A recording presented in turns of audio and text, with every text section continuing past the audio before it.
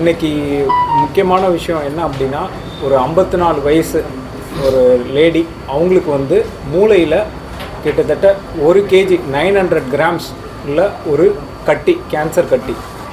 என்னென்னா அவங்களுக்கு வந்து முகவாதம் மாதிரி வந்து தலைவலியும் இருந்தது. ஹாஸ்பிட்டல் வந்திருந்தாங்க. இந்த கட்டியில் முக்கியமான விஷயம் என்னென்னா, இருக்கிறதுலே பெரிய கட்டி இது வரைக்கும் ஆப்ரேட் பண்ணது எவ்வளோனா 1.4 kg உலகத்தில். நம்ம தமிழ்நாட்டில் இதுதான் இவ்வளோ பெரிய கட்டி. ஃபஸ்ட் டைம் எந்த ஒரு காம்ப்ளிகேஷனும் இல்லாமல் நம்ம அந்த டியூமரை ரிமூவ் பண்ணியிருக்கோம். அதை எப்படி நம்ம ரிமூவ் பண்ணியிருக்கோம்னா, டியூமருக்கு வந்து எப்பயுமே வந்து ரத்த ஓட்டம் அது மூலியமாக தான் அதோட நியூட்ரிஷன் இருக்கும். நம்ம ஹார்ட்டுக்கு ஆன்ஜியோ பண்ணுற மாதிரி மூளைக்கும் ஆன்ஜியோ பண்ணி அந்த ஆன்ஜியோ மூலியமாக அந்த டியூமருக்கு ரத்த ஓட்டத்தை முதல்ல ஸ்டாப் பண்ணிட்டோம். அதில் நானும் டாக்டர் சாய் பிரசாந்த் 2 பேரும் அந்த ரத்தத்துக்கு மூளைக்கு தேவையான ரத்தத்தை டோட்டலாக போயிட்டு ஆன்ஜியோ மூலியமாகவே பிளாக் பண்ணிட்டோம். பிளாக் பண்ண பிறகு அதுக்கப்புறமா ஸ்டேஜ் 1, அது ஸ்டேஜ் 2 நியூரோசர்ஜன் டாக்டர் அகிப் அவர் வந்து அந்த மூளைக்கு போகிற அந்த ரத்த சப்ளை கட் பண்ண பிறகு என்ன பண்ணாங்கன்னா, ஆப்ரேஷன் தியேட்டர் போயிட்டு அந்த டியூமரை ஈஸியாக அவங்க ரிமூவ் பண்ணிட்டாங்க. நார்மலாக இந்த டியூமரை ரிமூவ் பண்ணணும் அப்படின்னா ஒரு 6 to 8 hours பயங்கர சில சமயம் காம்ப்ளிகேஷனும் வரலாம்.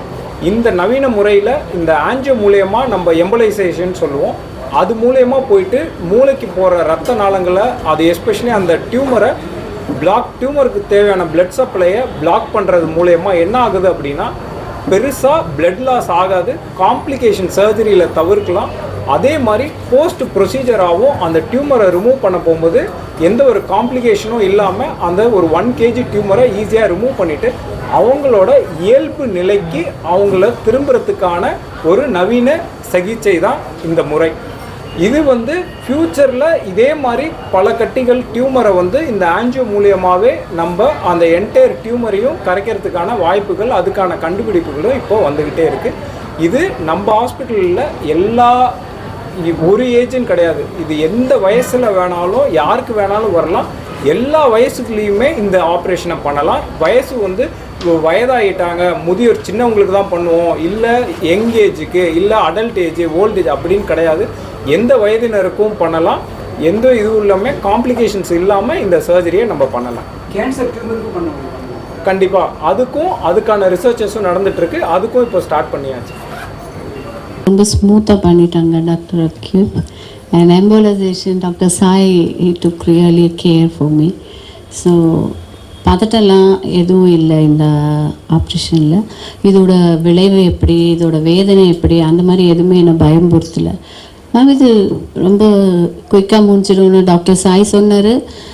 ஆப்ரேஷன் பற்றி அக்யூப் ஒன்றுமே சொல்லலை, ஆனால் அதுக்குள்ளே எனக்கு எல்லாம் முடிஞ்சு வந்துட்டேன் ஐசியூக்கு.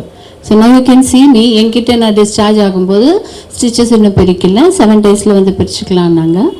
அதுக்கப்புறம் பிரித்ததுக்கப்புறம் நல்லா ஹீலாக இருந்தது. And then they said I could go on my normal work. என்னோடய வீட்டு வேலைகளையும், now I am not working. So என்னோடய வீட்டு வேலைகளோ என்ன மற்ற எல்லாமே என்ன பண்ணிக்க சொன்னாங்க.